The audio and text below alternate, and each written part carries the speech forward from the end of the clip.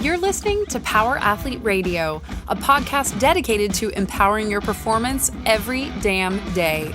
Join former NFL pro and Power Athlete founder John Welborn as he dissects the greatest minds in strength, conditioning, and more. So whether your goal is to be the hammer, destroy mediocrity, or simply move the dirt, you've come to the right place. Now with the warm-up done, let the gains begin. Hey, Power Athlete Nation. We welcome Dr. Shawn Baker to the podcast, carnivore expert and really the founding father for the carnivore movement, which I think is pretty interesting in terms of managing autoimmune disease, making people less fat, which I feel like is the major focus whenever I turn on the news and you start looking at health. Everything is Ozempic, GLP-1s, and how to be less fat.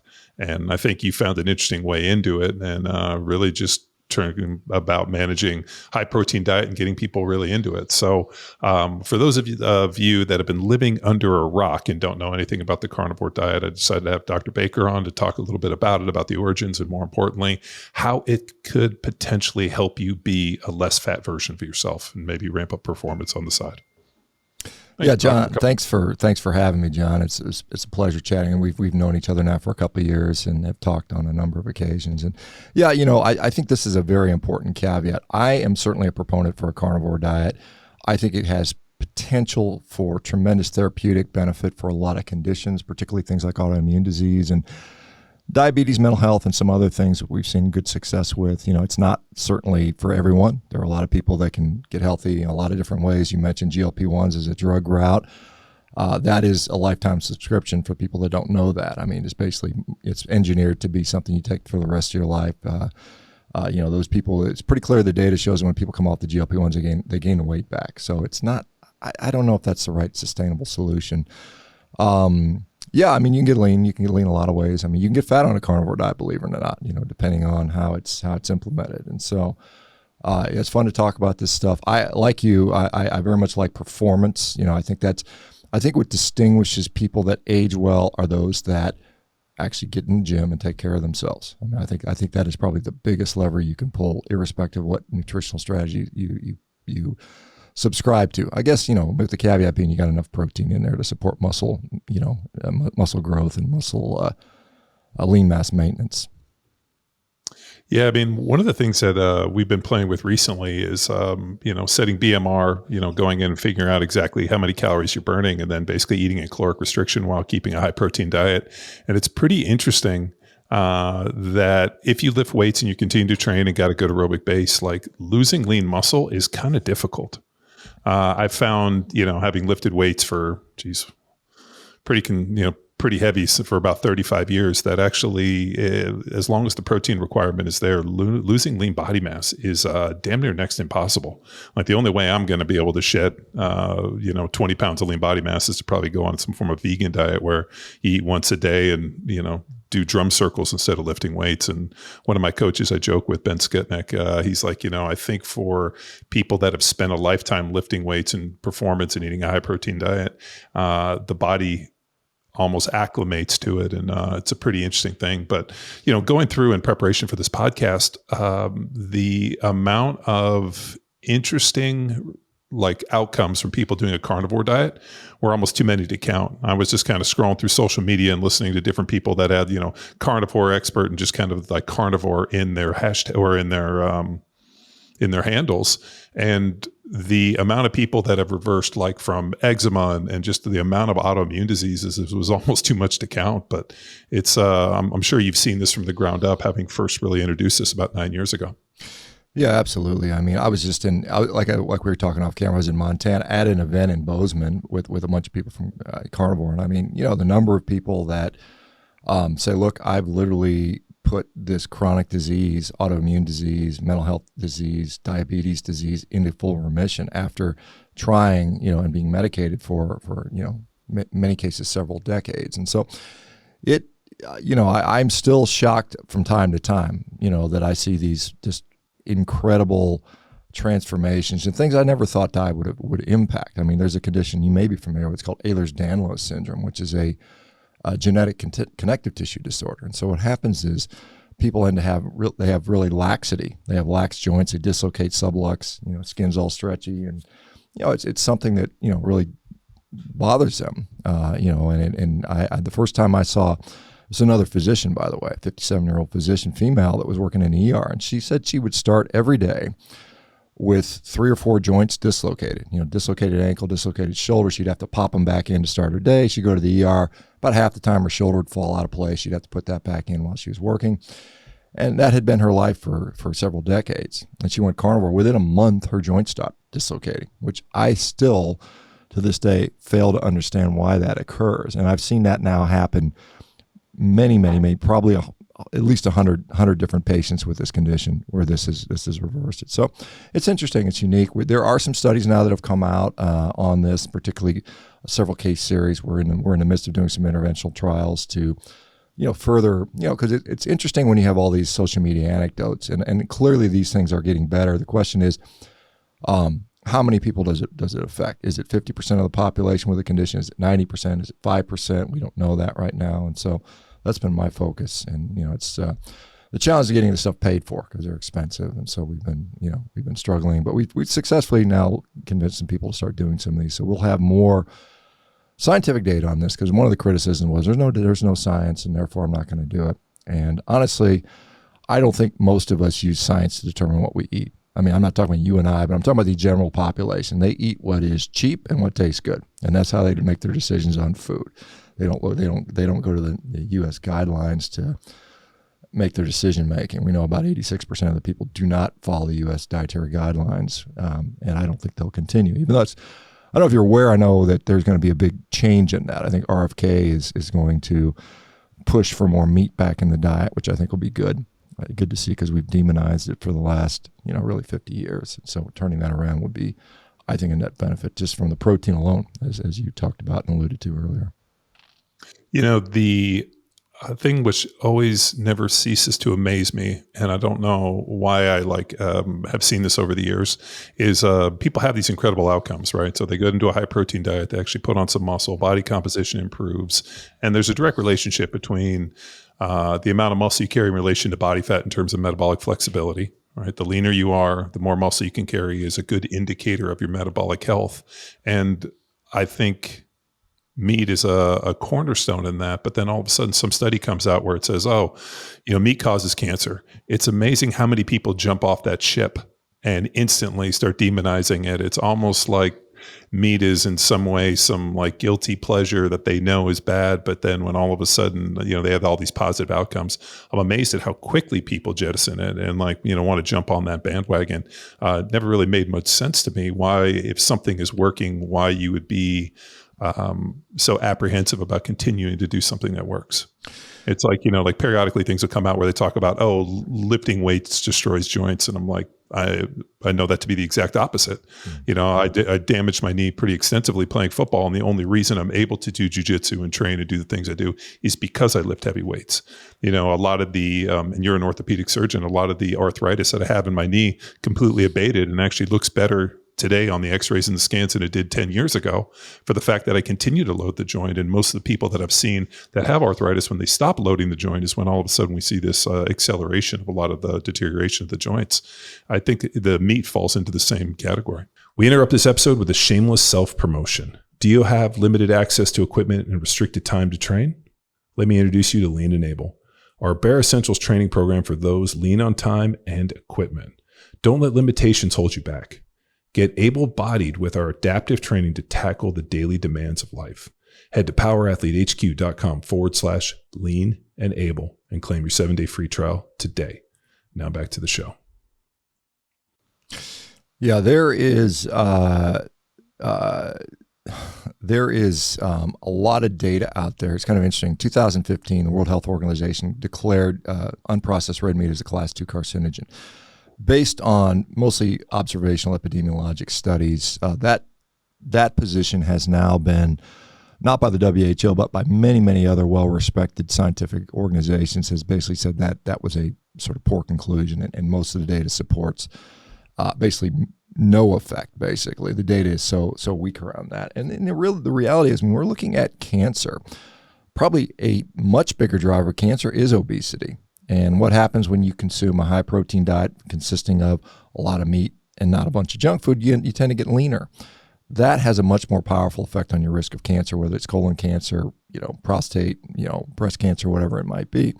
So we have that messed up. And then specifically with the joints, and I think that's an interesting thing, particularly because that's, where I spent most of my career dealing with arthritis with people as an orthopedic surgeon. I think you're absolutely right. I mean, one of the things we used to think that loading the joint,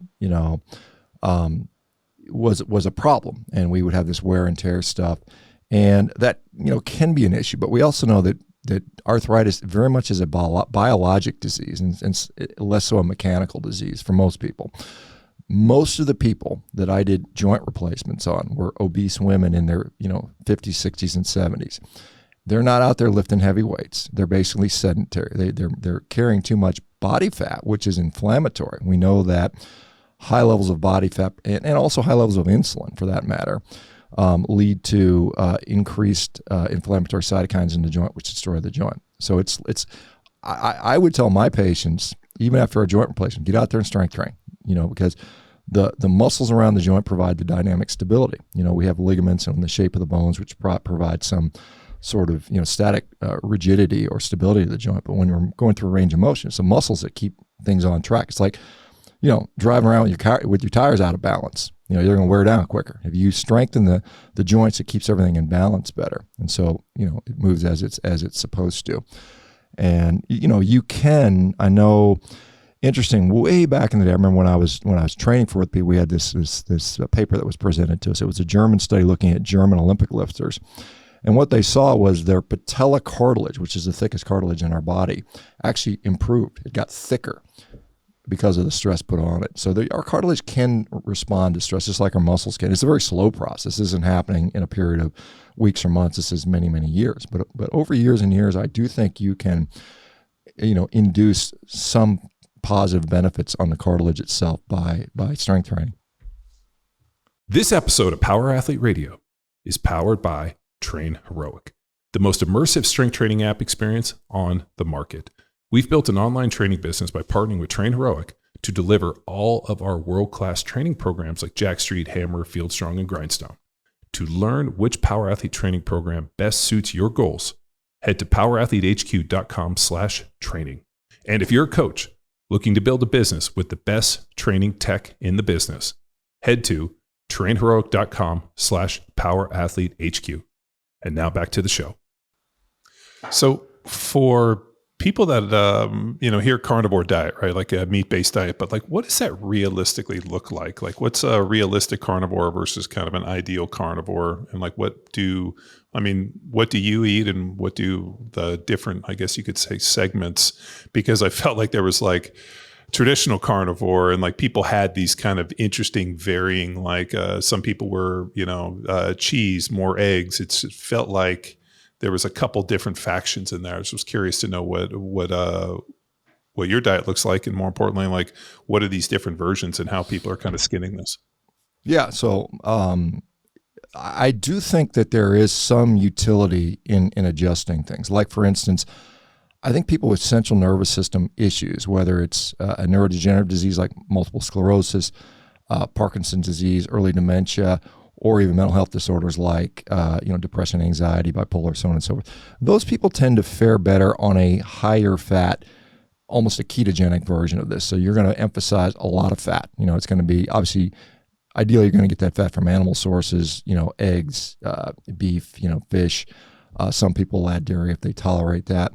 That works well for them. I think people that are more concerned with maybe metabolic issues like weight loss and prediabetes, metabolic syndrome, some of those people will do better with a little bit more focus on protein and a little bit less fat. Now, fat becomes, and when I say, I don't want to say low fat, because no version of carnivore is low fat, because you're not consuming effectively any carbohydrates. Maybe a little bit if you consume a lot of dairy. Eggs have a tiny amount. Every egg has about a half a gram of carbohydrates, but it's insignificant. So in those cases, so for instance, if I were to look at the fat by calorie, most people exist between 60% of their calories coming from fat and 80% of their calories coming from fat. Some people go a little bit higher. That is clearly a high-fat diet. Average American is consuming around 30% of their calories from fat, 15% protein, and then the rest comes from carbohydrates. And so But yeah, there's different ways to do it. I mean, there's obviously, the nice thing about carnivore, as opposed to things like keto and paleo and vegan diet, it's hard to put junk food in there. It's just there. You see all these processed products. I'm going to eat something that's keto, and it's just pure garbage, right? It says keto on the label, or it says paleo on the label, or vegan on the label, and it's just absolute crap for you. So it's really a whole food diet. One of the ones that it's very difficult to not do that. So that's part of the benefit. And a lot of people will say, hey, it's just because you're cutting out the processed food that the benefit is here. And no doubt that makes a difference. However, what I do see is people that are already on a pretty clean diet, and they'll drop vegetables, believe it or not, and their symptoms get better. And I know that blows people's minds, but it's just what I see on a regular basis. And I'm not necessarily saying that's something you have to do for life. Some people prefer it that way. I'm a guy, I never really cared for vegetables. I never liked them as a kid. I never liked them as an adult. I forced myself to eat them. I don't eat them anymore. I don't force my kids to eat them. If they want to eat them, they can eat them. If a kid says, hey, I want some carrots here, I'll get you some carrots. But I think the focus, again, one of the problems and issue with a ketogenic diet, I felt, was that it was under protein for a lot of people. And as you know, particularly as an athlete, you need protein for performance. And perhaps in a low carb state, you might even need more than someone in a higher carb situation. So it might be you're looking at, a gram per pound, or, some of the studies out there suggest 2.6 per kilo if you're into bodybuilding and stuff like that. So, I mean, much more than the RDA, which is abysmal 0.8, grams per kilo. And I've seen some studies will suggest 1.2 to 1.6. And I do, we don't have a lot of data on these low carb diets and protein requirements. There's some studies suggest that, for instance, endurance athletes should increase it a bit more than that. And so, we'll see. We'll see what plays out with time. But I can tell you, if your goal is putting on muscle, you better be eating a lot of protein regardless of your diet, particularly if you're on a carnivore diet. So for you, how do you skin it? I mean, is it just go to Costco and buy as much ribeye and different cuts, or is it something where you get a cow? Like, I'm just curious. I do like your social media strategy of sitting there with a big knife on a cutting board, eating a steak, while people espout pretty much the exact opposite of what you're doing by consuming it. So I definitely got a lot of laughs out of that. But so I feel like for me, I mean, it's probably the curse of the gifted in a lot of ways, but we've always eaten steaks. Like I was telling my kids that when I was in college, my roommate had this Weber barbecue, and we used to live next door to a supermarket. And the guy who was the meat cutter liked to have a few drinks on his break, and he couldn't sit out and do it in his car, so he ended up kind of sitting on our stoop. And one day we ended up meeting the guy and just said to him, hey man, you're more than welcome to come in here and drink beers on our couch or whatever you want to do. Next thing you know, we went in there and he's like, hey, I got some stuff for you, and he was like handing us all the day old meat. So we ended up pretty much just backing into a carnivore diet for the fact that we made friends with the butchers at Andronico's Market in Berkeley. But up until that point, my roommate grew up in Central California and was a 4-H guy and raised animals. And so he would just come in and we would basically it's all we ate was steaks at that point. So that's kind of been part of my, I guess just part of my diet for a number of years. So it's interesting to meet people that don't eat meat. And seeing you eat there, I'm like, that looks pretty good. You got a big knife. You're eating that. But I'm interested to know some of the comments or some of the hate that people send your way. Because I feel like that's very anti what most people are used to. Yeah, well, I mean, to answer your original question, I mean, I went to a local rancher. I got a side, half a beef. I get, fortunately, well, I mean, luckily for me, I got a lot of ranchers just send me their meat because I'm, eat it on social media and they get advertised and they usually sell beef. So it works out pretty well. So and then I'll go to Costco from time to time and buy it. And I think this is important. This is an important part. You can get healthy eating beef from Costco supermarkets. It's not some, you have to have only this regeneratively raised, grass-finished meat to get healthy. That's just not the reality, at least not what I see on a daily basis.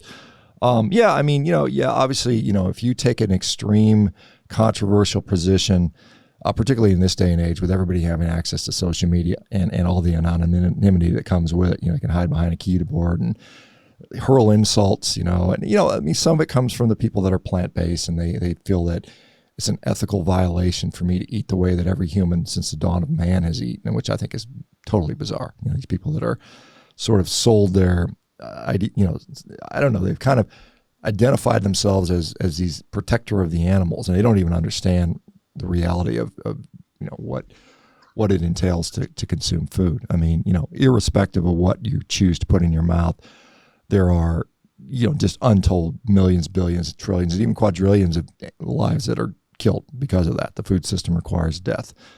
When I die, I will be food for something, as will you, as will all of us. And so I don't have any big ethical concerns about eating an animal. And then of course there's people that often criticize me because they're like, well, you don't have to eat a carnivore diet to be in shape. And I've never said that. I just say, this is my particular preference. And as a physician, and again, this is where I really my goal as a physician is to heal people, and that's what I'm trying to get out there. And if you can heal yourself on a vegan diet, good for you. I'm happy for you. I happen to have some level of specialization and expertise in this particular strategy for healing people. And I think it's very effective. And in my view, it may be one of the most effective nutritional ways to heal disease. Now, does that differ from what a healthy person might need or require? Yes, it does. And so it's a very different discussion. So some people conflate that I'm saying that all humans would do better on a carnivore diet, which I'm not saying that. But so they'll criticize me about that, saying, oh, you're stupid. You could just eat a whole food diet, cut out junk food, and you would be just as good. And that may or may not be true for me or other people. And so, yeah, I mean, there's that. I mean, it's and again, as your profile grows, I'm sure you get people that are critical of what you do, in some ways. And you just say, okay, whatever, if you want to waste your time on that stuff, go for it. I feel like not every flavor is everybody's flavor, right? Like there's 31 flavors when you go to the ice cream. What was it? Baskin Robbins, 31 flavors. Not that you're a big ice cream guy, but like there's a lot of different flavors in there. And for the most part, I like chocolate and vanilla, and there's a million different options. So I think in terms of, let me see how I couch this in an interesting way. I'll actually go back to a conversation I had with Rob years ago where we were talking about longevity. And he felt that the greatest recipe for longevity was training for athleticism and some of the stuff we do at Power Athlete. He's like moving through space, lifting heavy weights, being dynamic, central nervous system efficiency, post-activation potentiation, a lot of these different things where you're asking people to not only, move heavy weights, but move a lighter weight fast, a lot of, moving through space, and then actually taking the training and then using it in a meaningful way. Let's say you want to do jujitsu, you want to box, you want to do anything. So for me, training and lifting weights, and more importantly, like strength training, whether it be fitness-based, performance-based, is about freedom and the ability to do the things that you want to do. I look at diet much in the same way. The diet that I have and the diet that I should follow should allow me to be the best version of myself so that I'm able to have the most amount of freedom. And whether that be a carnivore diet or whatever, the problem is I haven't met very many people that were plant-based vegans that were extremely impressive looking and just physically imposing, that weren't consuming like 500 or 600 grams of protein through some plant-based stores and taking performance enhancing drugs. Like all the bodybuilders that I've seen that are like, oh, we're plant-based. If you look at how many grams of protein they're consuming, because if you think about the nutrient density and just the bioavailability of the protein, they're going to have to consume more. So it's like 400 or 500 grams of protein and some performance enhancing drugs to upload, protein synthesis. I have yet to meet somebody who ate a high protein diet like we're discussing, that lifted weights, that didn't look the part to some degree. But there were, as I was going through, like I said, in preparation for this, I did run into a few people that kept talking about the carnivore didn't work for me. And I thought that was such an interesting thing, one of which was Mark Bell's brother, Chris Bell, talked about like somehow carnivore failed him. And that was such an interesting comment because of the fact that it's such a basic deal. I mean, that if macronutrient of protein. I mean, what does it look like? It's interesting that I was able to find people that it had completely altered their life. And there were a few people that were saying it didn't work for them. And I was more confused by that one. And I was hoping you could shed some light on maybe some of the issues that people run into where maybe they feel that carnivore has failed them or didn't work for them. Yeah, and Shane, I've got Mark coming to the house today. We're going to work out together. So it's kind of funny that you mentioned Chris. And Chris has been a friend of mine for many, many years. And I think, and I guess the question is, what do you mean it didn't work for you? So a lot of people, like Chris, when I first met him, he was in a really bad place. He had just got out of rehab, was really just physically not a very good place. He did carnivore for a number of years, and it actually improved him. So there was some improvement that he got, and I think it changed his relationship with food in many ways. And then, ultimately, I think that a lot of people will use a carnivore diet to reset things, to improve ththings, and then they may move on to something else as their goals change. Or, sometimes, and again, some people just don't like the boredom. I mean, it's just like, hey, I want to eat all these other foods, these other delicious foods that are out there, and I get that. You mentioned, ice cream. I do from time to time eat ice cream. I'll make it out of egg yolks and cream, and I might add a little vanilla in there and make vanilla, and it tastes freaking delicious. Maybe add some monk fruit to that, and I can eat that, and it's effectively. I'm not a religious zealot about this stuff, and so I can eat steak and ice cream all day and stay lean and be pretty happy with that diet. Pretty good diet, dude. I'm not mad at steak and ice cream. Yeah, it's not a bad diet, I mean. Well, the one thing my wife does make fun of me about is she's like, "How are you always this happy to eat a steak?" Yeah. She's like, "It's as if every steak you cook is the best steak that you're going to have." And I'm like, I've just never gotten tired.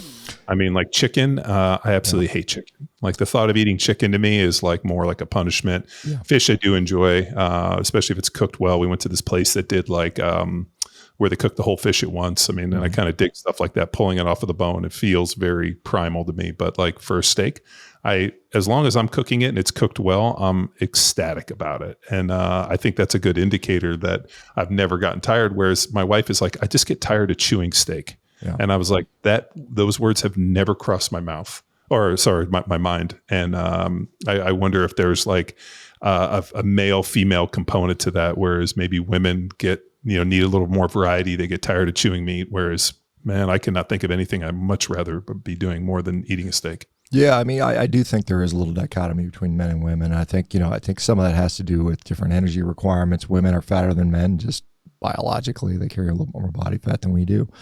So I think I think their menstrual cycle does, change their energy requirements. So some women do struggle with that. But I mean, back to people saying, well, the diet didn't work. Sometimes it's just a misunderstanding of laboratory data, because they'll say like, it didn't work for me because my creatinine went up. And you have to explain to them that an elevation in serum creatinine in a person that works out, that eats a lot of protein, and particularly if someone has a lot of muscle, is actually more or less a normal finding. And so people don't understand that. Their doctors don't understand that. They tell them stop eating so much protein, go see it's just a lack of knowledge based on that part. Some people will say, well, their cholesterol went up. And again, this is another thing that's a very controversial topic, but there is some physiology that we understand around that may not indicate a failure. So it's some of that. But I mean, some people legitimately just don't feel very good on it. And I get it. Maybe it's a social thing. It is a habit thing. There are people that are, honestly addicted to garbage, and they just don't want to give that stuff up. But I do think legitimately there are people that have had, it's interesting. I have a woman out there that she's always, chirping in my feed about she had heart disease, after being on a carnivore diet for 9 years, and she's like in her mid late 70s. And it's like, well, you probably would have gotten heart disease anyway. I mean, this is one of those things that people just, they just sort of don't understand some of the general physiology there, or they had it pre-existing and it just, continued over time. And it might have, presented itself 5 years earlier had you been on something different, perhaps. But yeah, I mean, I certainly would say that, yes, there's people where, and I tell people, hey, try for 3 months. If it works well, great. Press on and do it till it continues to work. And I personally, if it stopped working well for me, I would do something else. I'm not married to this thing. So you do it. And again, this is why I focus on sick people, because, if you're healthy and everything's going well, hey, don't fix what, if it ain't broke, don't fix it, right? Why would you change anything, right? Like you're, I assume, doing well on what you're doing. Keep pressing on until it no longer works. That's how I would approach things. But I've always taken like a cyclical approach to my diet. Like I feel like in the winter months when things are a little colder, I tend to eat a little more steak, a little more protein. I think when the summer months happen, I tend to eat a little bit more carb. I've always kind of subscribed a little bit to that, and that might be some of the paleo influence. But I agree with you. Like the paleo thing, when it was originally explained to me by a guy named Mauro De Pasquale. And it was based off of the Vince Gironda's Stone Age diet was where I first kind of heard it, and then obviously translate that into like kind of Rob and Lauren Cordain. It always made sense from a lot of just like the performance side of it. And I always felt like, the more protein in my diet, the more muscle I was able to put on, and then just kind of managing carbohydrates. But that cyclical ketogenic kind of like cyclical kind of carb diet, I think has always been a pretty good approach. So I never felt that eating a carnivore diet was much of a stretch. And whenever people have asked me, I always tell them the exact same thing. Like, give it a try. Like, try it for 30 days, which is how we do everything. Like, I remember when, I got a bunch of blood testing done, and I had a gluten sensitivity. The doctor's like, pull bread out, pull out all these things. And it was amazing how much inflammation decreased in my body and how much joint pain went away. It was like I woke up one day and like my joints didn't ache the same way. So then that's kind of what got me down a lot of this rabbit hole of figuring out maybe some of the systemic inflammation that I was getting from playing football was being exacerbated through the diet. And you just kind of get in this fact-finding mission and finding out what works for you. Unfortunately, I feel like most people just want a carbon copy answer. Hey, doc, you're the carnivore doc. Should I do carnivore? Which I'm sure you answer every single day. And it probably goes back to like, what do you want out of it? And more importantly, are you willing just to give it a try and give it an honest try and then make an honest assessment? And then I feel like probably people either go yes or no, and you get some pretty good results. Are there any like interesting adaptation phases for people that are early into it? Like I remember early in that keto thing, Rob talking about like keto flu, where people were losing electrolytes and not using enough salt. And that was a key factor. But do you see any like interesting adaptations or changes in those first 30, 60 days?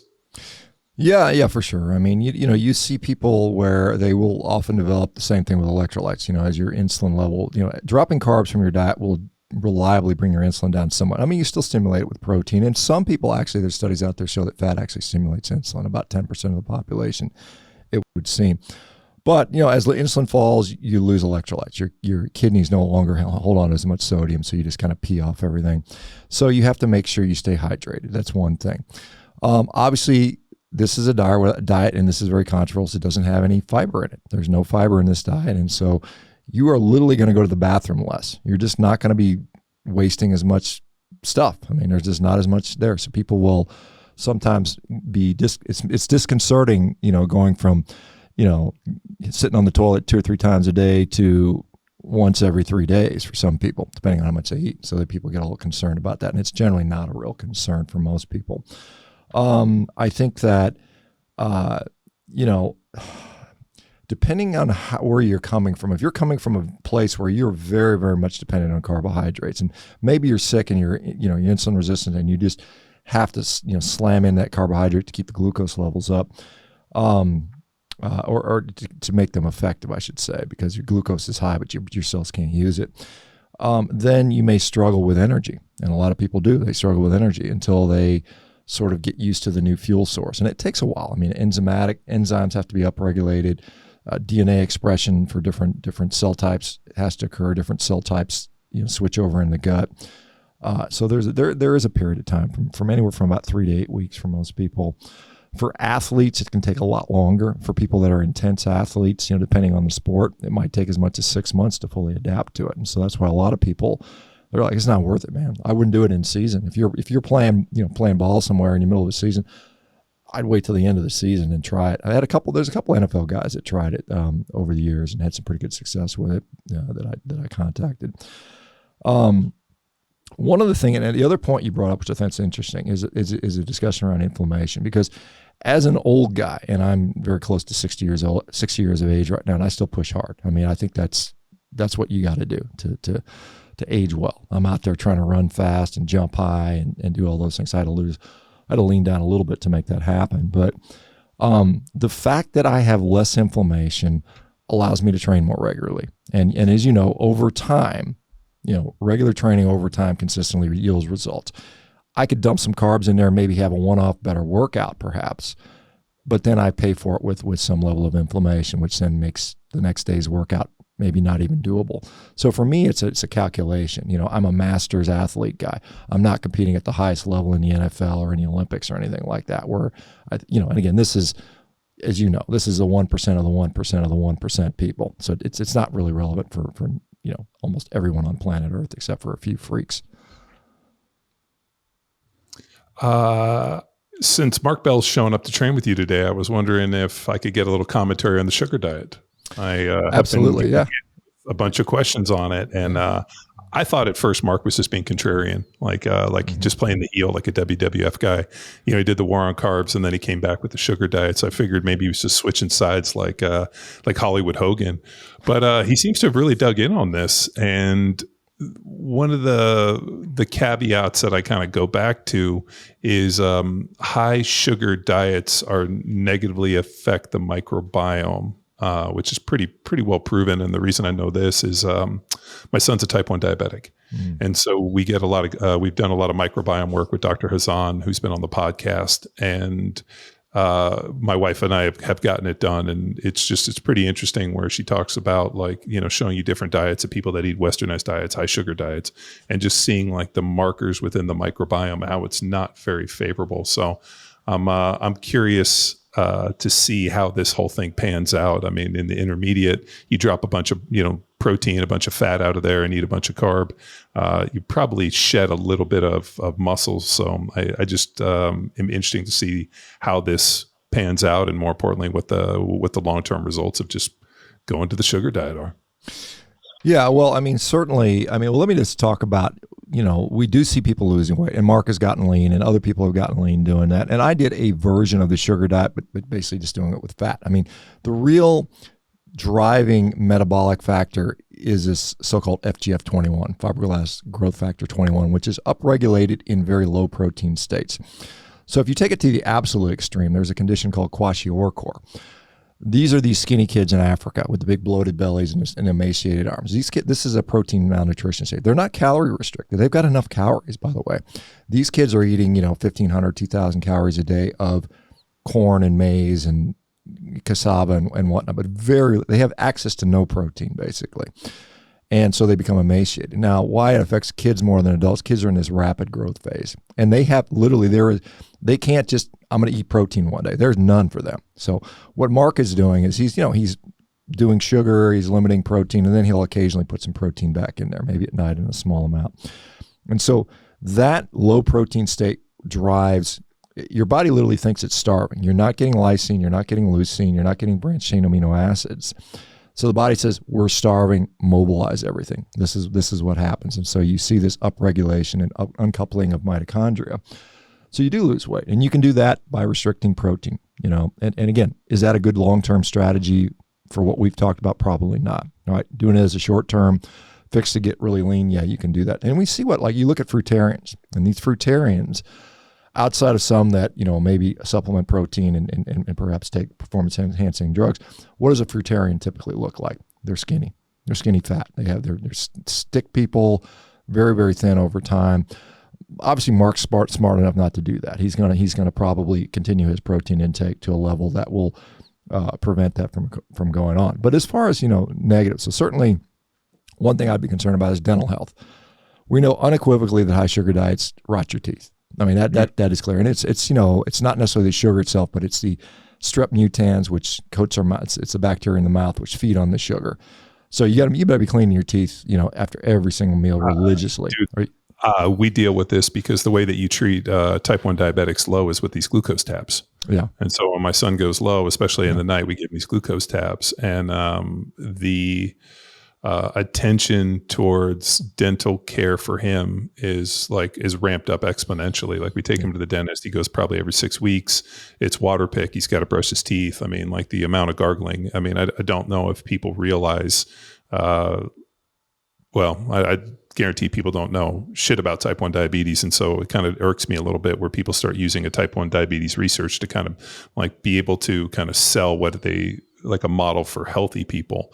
But in terms of like managing lows and just seeing what the glucose and like how we've been having to combat that with his, and he's 9, with his own, dental case is, it makes me not want to consume a sugar diet for the fact that like I just see what he has to deal with, and I'm like, man, you're gonna have to brush your teeth 5 times a day, water pick. I mean, you're gonna have to manage your gums. It's definitely something to worry about. Well, I mean, for a type 1 diabetic, a sugar diet would put them in DKA. I mean, their blood glucose would be 400 or 500, and they would be in DKA. They'd be in the hospital probably. I mean, there may be some people that could maybe mitigate that somewhat, but I mean, or a poorly controlled diabetic, anyone on insulin, gosh. There is actually, believe it or not, and I'm going to talk to Mark about this. There's a group out there. These are these vegan guys that were advocating for essentially a sugar diet for diabetics, called Mastering Diabetes. And you may obviously when you're I know exactly what you're talking about. Right. And so what they find is that if you eat a huge amount of carbohydrates, your body gets a little bit more efficient at using. You can use a slightly less insulin because you've gotten sort of trained to that, but the results are, maybe they'll get their hemoglobin A1C down into the 6s on some of the top people.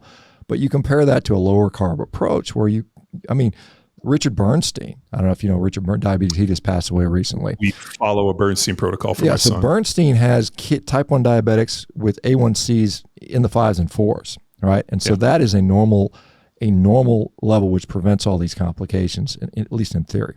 So I think there's, like I said, I think for as I mentioned, there's a lot of ways to lose weight. Is a sugar diet the best way to do it? I mean, for a few people, it might be appealing, because you can eat, junk food. You just eat, you can eat fruit and sugar basically. And some people might find that to appeal to them. I suspect over the long term, just as some people say they couldn't do meat all the time, there's some people say that I just get tired of eating fruit and sugar all day long. I mean, at some, and you may be the same way as me. It's like, if I go more than a day or so without a steak, man, I just want a steak. I'm just like, damn, I need this because it's going to be viscerally, primitively satisfying to me. And so sugar might be fun. I don't think I've gone,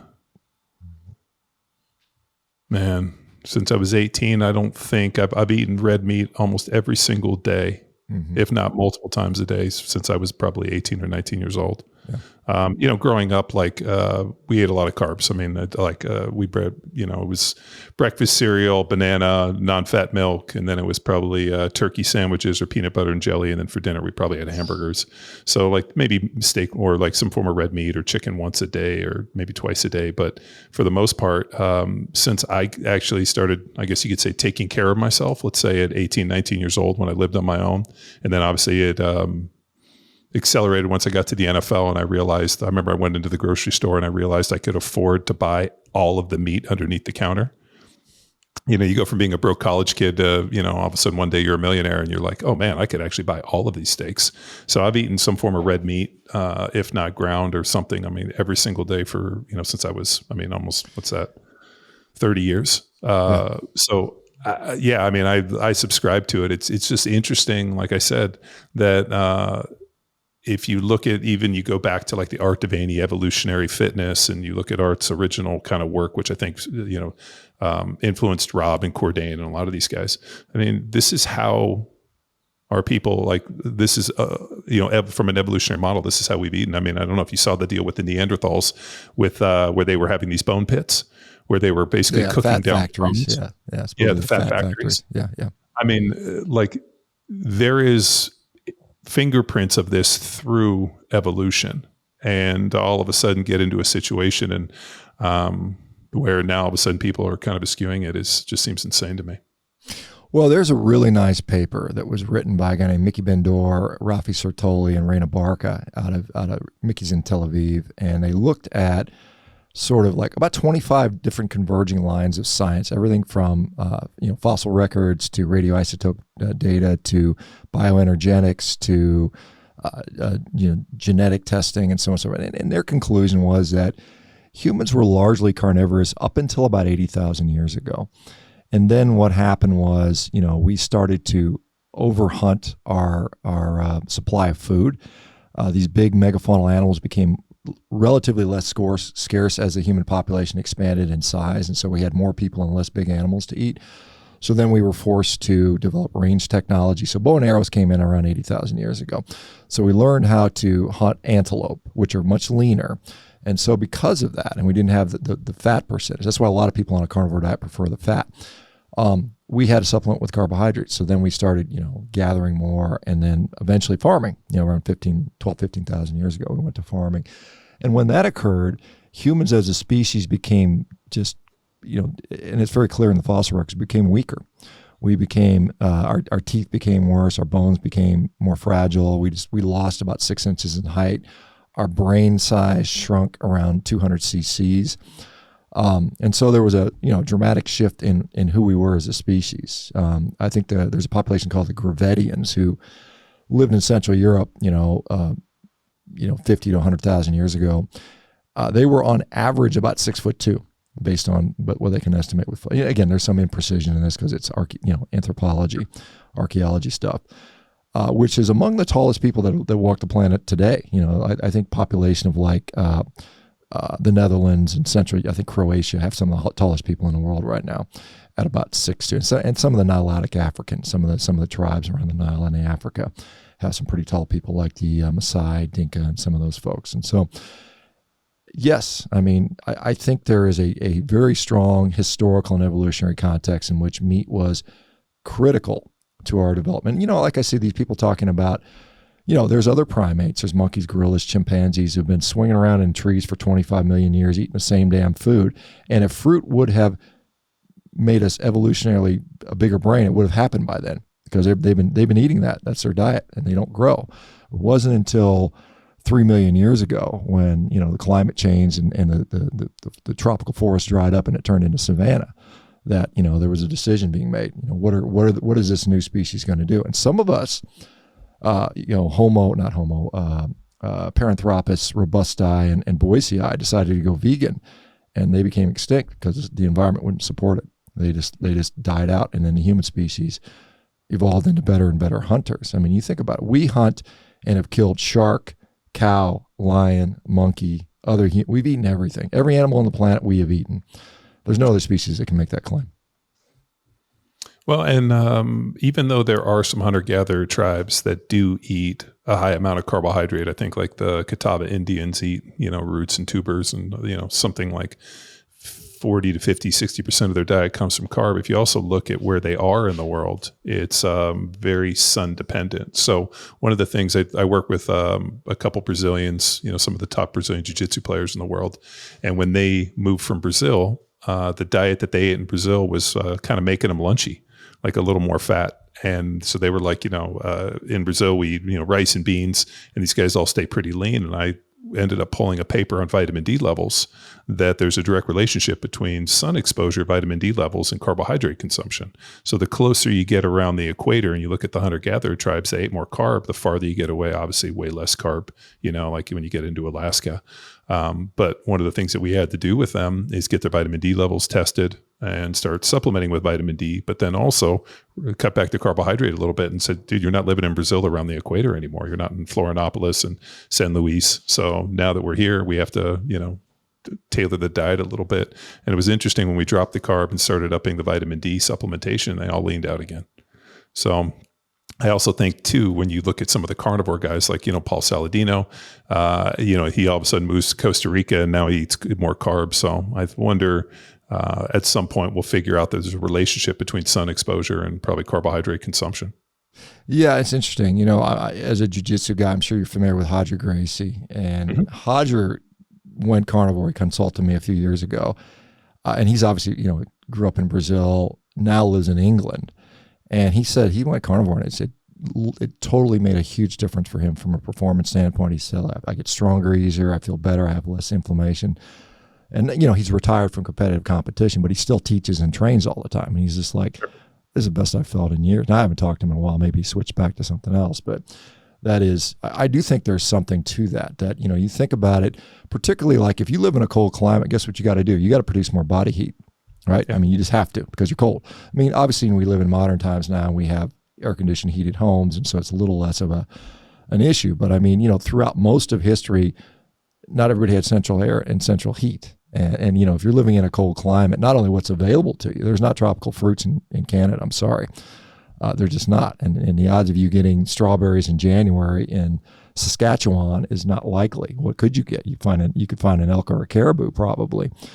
And so that would be a majority of your calories in food. And I think the thing is, it's interesting. Humans are the most geographically diverse species on planet Earth, as far as mammals and animals go. I mean, we exist in every single environment there is, from the tops of mountains to the beach and everything in between.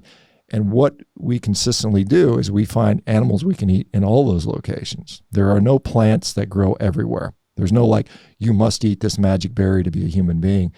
As long as you got animals around, you can survive and thrive and live. And some people do it exclusively on animals. And we've seen that historically throughout different factions of the world. This diet seems really, really bizarre in 2025 in America because we have such an abundance of variety in food, which realistically never existed throughout most of humanity. If you were to go to rural Mongolia 100 years ago, I mean, a carnivore diet would be like, yeah, it's Tuesday. It's every day. It's like, this is what we do all the time. So now it's just weird because, we live in a place where you got, bright blue colored Captain Crunch flavored maple syrup, which is like, what the hell is that stuff? So it's interesting. Yeah, no, if you read any of the historical accounts of how Genghis Khan fed his army, they would slaughter animals, right? They would take this like a big slab, they throw it on the horseback and then throw the blanket on and ride it, and use the sweat to cure the meat, and then basically lift the blanket and carve it. And then, obviously dairy that they would bring for, goats or whatever they had. But it was pretty much meat and dairy. And I even think about how dynamic and robust their immune system was. The fact that they could consume meat that was being cured on a horse that they're riding under some form of leather wool blanket. Those guys must have been so robust and so dynamic and fucking durable. Pretty amazing. Doc, we're actually coming up to a little bit expiration of our time, and I did want to hit you with a little bit of myth busting. So one of the number one myths that we get with the carnivore diet is it's nutritionally deficient. But based on the research that you've done and probably your own testing, it doesn't feel like that. We aren't seeing people with scurvy and some of these other things where their teeth are falling out, but it doesn't feel like it's leading to nutrition deficiencies. Yeah, I mean, first of all, historically, like specifically with scurvy, we've known for well over 150 years that fresh food, regardless, meat, fruit, vegetables, was preventive and curative of scurvy. We've got that from the polar explorers. They know that if they got access to fresh meat, their scurvy would be cured. So meat for whatever is in there, and there is a small amount of vitamin C. There's probably, I think it's something like 10 grams per pound. Quite a small amount, but it's there. It prevents that. I mean, also we have to realize that our requirements, our vitamin, mineral requirements vary based on our baseline diet. And for instance, if you eat a lot of phytic acid, which you see in things like legumes and grains, it dramatically increases your zinc requirements. And so we see all types of these types of things. But at the end of the day, are we seeing clinical signs of deficiency? By and large, we're not seeing any. We're not seeing scurvy. We're not seeing, some people say manganese deficiency. We're not seeing folate deficiencies present themselves clinically. Now, I have seen, this is interesting, I've seen, for instance, some people will run relatively low folate in their blood, to the point where it's low normal or even below the normal threshold. And yet they have no symptoms of any kind of folate deficiency. And we've seen that, if you go back to some of the historical evaluations they did back on the Eskimos, when they called them Eskimos in the 1920s. Now, what is the preferred term?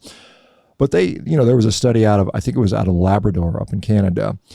It might have been in Greenland as well. And they looked at two groups of population. One was, and this is around vitamin D. One was consuming their standard traditional diet of, seafood and mammals and so on and so forth. And they had low vitamin D because they lived up near the North Pole. There's not enough sunlight. And yet they had no clinical signs of vitamin D deficiency. There was another similar group. However, they had been exposed to a more westernized diet. They had sugar, flour, and so on and so forth in their diet. Same vitamin D levels, exact same blood levels, but the group eating the flour and sugar started to develop signs of vitamin D deficiency, namely things like rickets. So again, you have to sort of look at the person clinically. As a good physician, you would say, what is going on clinically? You solve that first. And what people often do, or what sort of poor physicians do, is they'll get the lab work first. And they'll say, oh, you must have this disease, or you must have this problem. Let me supplement you. Let me do this, without actually assessing what's going on clinically. And that's the exact opposite way you're supposed to do this. You're supposed to do a good history and physical, find out what's going on clinically, and then use supportive data to make those changes. And we sort of skip that step, and we just go straight to the labs and the imaging and say, oh, I'm sure, John, if I were to take an MRI of your whole body, I'd find a bunch of shit broken on you, right? As you know it, but it may not bother you. Like, how many people have degenerative disc disease in their back and yet they're totally fine, right? Yep. If everybody that had that went for surgery, I mean, we'd operate on everybody over 40 pretty much. Yep. So, I mean, it's kind of one of those things where we have to really say that. So the short answer is no, we're not seeing any significant deficiencies present themselves. The last one, visceral fat. One of the myths that I was able to kind of cultivate was that, and I don't even know how this makes sense, but one of the claims was carnivore diet ends up reducing subcutaneous fat, but actually increases visceral fat. And I didn't necessarily know how that mechanism made sense, but that was one of the ones that I thought that would be an interesting myth buster. Well, I mean, in my experience, I see a lot of people with, say, for instance, non-alcoholic fatty liver disease, which is a form of visceral fat. That's just too much fat in the liver. That reverses it on carnivore and on a ketogenic diet for that matter. I mean, there's pretty good data on that. So I don't even know where that rumor came from, because it's not what we see clinically. Now, again, if you consume enough meat and fat to the point where you get fat, and that can occur, I mean, I have seen it happen, then yes, you could probably exacerbate or make worse visceral fat. But I mean, in general, most people consuming food to a reasonable amount are going to see a reduction. In fact, there was just a paper that came out today talking about, now this was a ketogenic diet, high-fat ketogenic diet, dramatically improving non-alcoholic fatty liver disease. And so I generally see people reversing their visceral fat on carnivore. I see it, in both lab numbers, which are kind of a proxy, not exact numbers, and certainly with imaging. So, but there's not the people that might suggest that, and I don't know who they would be. Maybe they saw one person that did that, or one or two people where their visceral fat got worse, and so they're saying this is a problem for everyone. I don't realistically think it is. Yeah, it's pretty amazing the amount of misconceptions or things that people attach. Like I said, scurvy, which when I saw that pop up, I was like, man, thinking about Captain Cook and those guys sailing across the Pacific Ocean and showing up and getting fresh vegetables in Hawaii. But it's pretty interesting when you talk to people about eating meat exclusively, how many interesting things get cast towards it when, it just, I don't know. This is one of those things that I can't necessarily identify because I don't sit on the other side of it. So maybe it's a confirmation bias, but I feel like the least destructive, the most humane form of eating is probably eating meat from some pasture-raised animal. I mean, we buy a cow at the time. I go down, I see where it lives, and I pick the cow out. They take it to the processor, it gets hung. I mean, the impact for that animal and what we're able to feed versus, the typical vegan diet, which is probably the most violent, blood-soaked diet I've ever come across. I mean, we had a guy that followed our training programs that's a farmer up in North Dakota, and he's like, the amount of small kind of, whether it be deer, ground nesting birds, rodents, whatever, he goes, the amount of stuff that I have to pick out of the combine after doing one thing of soy beans, he goes, would make you never want to eat that ever again, for the mere fact that he goes, it's disgusting. It looks like a bloodbath. So his deal was that the least violent, if your idea is limiting violence towards animals, that the most violent diet that you could consume is actually a vegan diet. It's like the one that's most difficult within the environment. So, yeah, Doc, I'm glad that you're fighting the good fight. It looks good. I do enjoy your social media. Those steaks look amazing. So hopefully next time I get to see you, we can film one and crush a big steak. Sounds good. And maybe next time I'm in Austin or something. So that'd be awesome. Thank you very much. Appreciate having me on here. Anytime, Doc. Thank you. Hey there, Power Athlete Nation. Big shout out to all the heavy hitters who stuck around till the final whistle. If you've been soaking in the knowledge bombs and epic tales we've been dropping for free, here's your chance to be a game changer. Swing by ko-fi.com/powerathlete and toss a few bucks our way to keep the podcast fueled and firing on all cylinders. That's ko-fi.com/powerathlete. Your support makes a difference. See you.